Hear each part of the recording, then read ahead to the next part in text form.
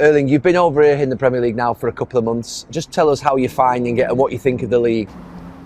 Yeah, I like it. I've been watching it my whole life, so I've always been liking the Premier League, and yeah, I'm settling good in, and the tempo is nice, and the vibe is nice, and yeah, I like England.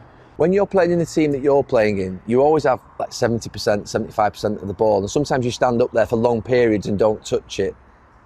Do you like that? Do you get a little bit bored? Do you think, like, what's going on? I wish they'd get it into me quicker. Yeah, it can be, if you can say, a bit lonely, if you can say, sometimes up there, but I enjoy to be alone. I've been, for the last years, I've been playing and living alone, so I'm used to being alone. So then I just think like this, I try to enjoy my own company and to be ready, because when you least expect it, a chance comes. Everybody who's ever spoken about working with Pep Guardiola says that he's very strict around positions, and Thierry Henry says sometimes that in training he would say, you must play here, you must play in this.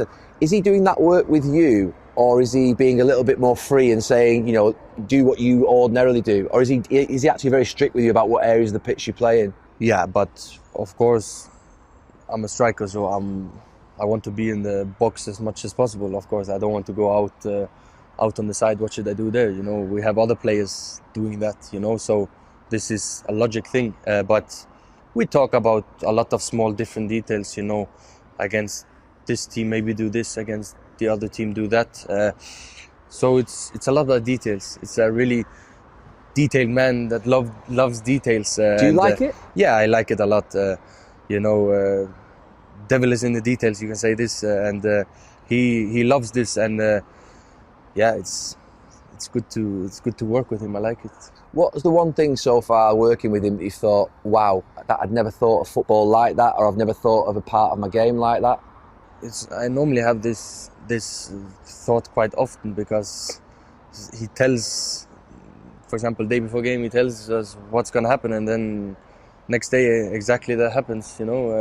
So it's crazy. Sometimes I don't understand how it's possible, but he's what can you say when you're crazy into football? Football-holic, if you can call it that.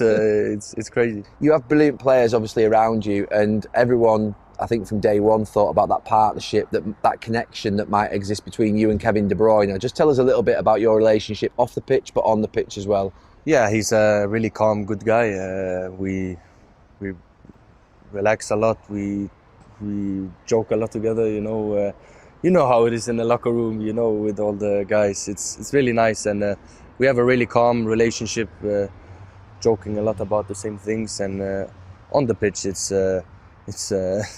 It's when you watch a football game and you can kind of see yourself in the game. This is what I've been having, for the last, before I came here and so on. This was the kind of thing I was thinking. All the balls that he just shoot in, and no one were there. It's a dream for a striker, and he knows I will be there, and I know that he will shoot the ball in there in front of the keeper and behind the defense. The most difficult pass to defend against. So this is something you just know. Just on you personally, do you feel pressure? Do you ever get anxious before a game, nervous? And I think that you look unbreakable. You look like you're so confident, so resilient, tough going onto the pitch. Do you feel any pressure before a game? Yeah, you do? I'm often nervous, yeah. You don't look it. No, but you're normally nervous maybe before the game, but when you come into it, for me, my whole life, I've been kind of using football as a kind of getaway. When I had maybe a bad day at school, or if I was, my father were mad at me, I went to the pitch and then I forgot everything, a bit like this. And this is something I still have, but yeah, I'm nervous, as I think everybody else in this world. We don't have to hide that. I'm nervous, I'm sometimes anxious or whatever, but I think that's a part of life. Manchester City have won the Premier League multiple times in the last few years, and there's this thing that Pep Guardiola must win the Champions League, and you're the final piece of the jigsaw. Does that make sense to you, or does that bring a pressure to you in any way? I think the pressure will always be there, no matter what, on footballers. No matter where you play, in In Dortmund as well, there's a lot of pressure, 80,000 at every home game, you know.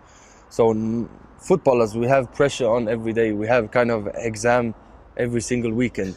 And that's just how that's how my life will be for the next 10, 15 years, you know. But missing puzzle, you know, I cannot say too much about this. But my dream is Champions League, to win it. Your goal record so far is absolutely unbelievable. There was once a player called Dixie Dean. Have you ever heard of him? No. He scored 60 goals in 39 games. That's a good record. In the English League. Is that a realistic target? That's a good record, that's all I'm going to say. That's a proper record. You fancy beating that record? Nah, come on. You cannot ask me this. So you mentioned Ollie before. He was the manager at Manchester United. He was your manager at Molde. How are you not playing for Manchester United? How has that not happened? How has this been allowed to? You have to ask him. You have to ask him for this. You have to ask him. No, it's funny, and you know, also with my father playing for Leeds and Nottingham and City as well. It's a strange world. I go to Ole up in Molde, having him as a coach who played for Manchester United, and then I go to City where my father played. It's a strange and